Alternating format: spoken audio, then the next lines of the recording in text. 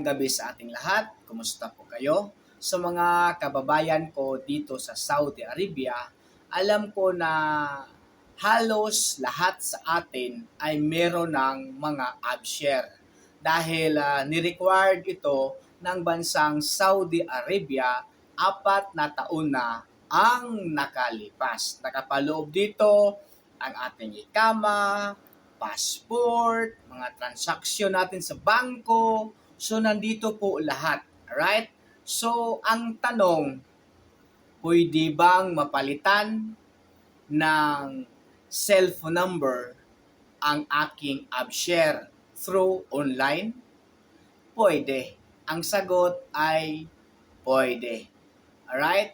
So, kung mayroon kang AbShare at gusto mo itong palitan ng bagong number dahil nakabili ka ng bagong SIM card, wala pong problema. Alright? Sundan mo lang o sundan nyo lang ang ating tutorial. So, let's go!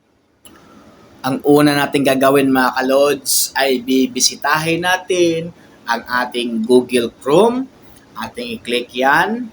At dito sa taskbars, i-type natin ang AbShare login. Alright? So, pagkatapos enter, i-click natin ang home. At dyan, mag-login kayo ng inyong mga user ID. Alright? Mag-antay lang ng OTP para tayo maka-proceed sa susunod na hakbang. Okay?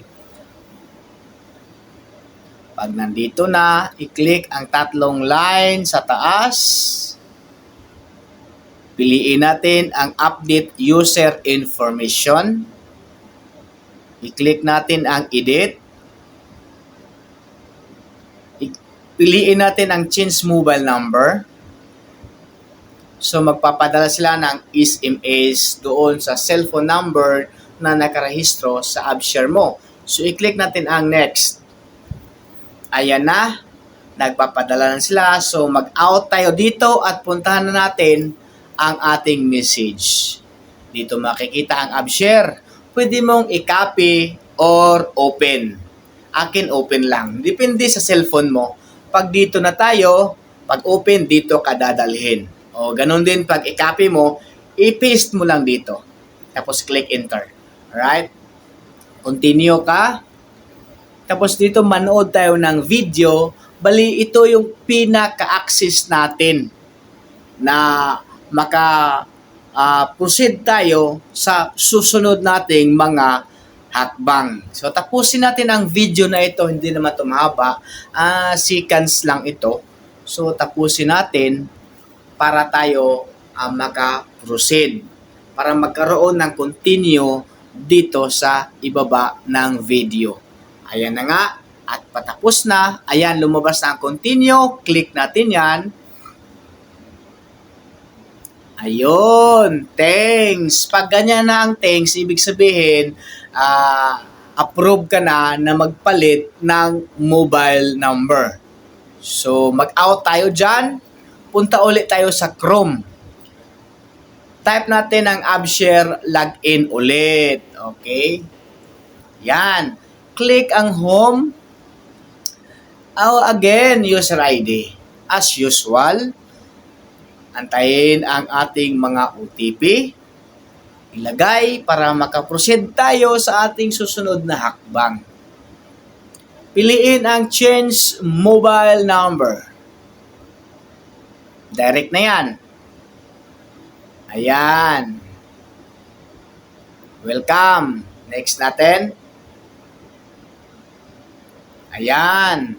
So, may verification yan. Ilagay ang verification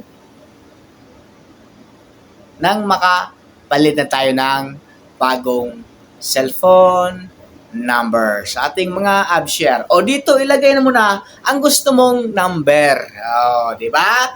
Dali lang. I-type mo dyan. Tapos, next. Pagkatapos mag-next, antayin ang OTP. Magpapadala sa'yo ng OTP yan.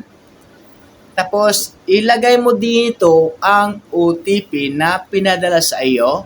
Pagkatapos mong ilagay, click continue.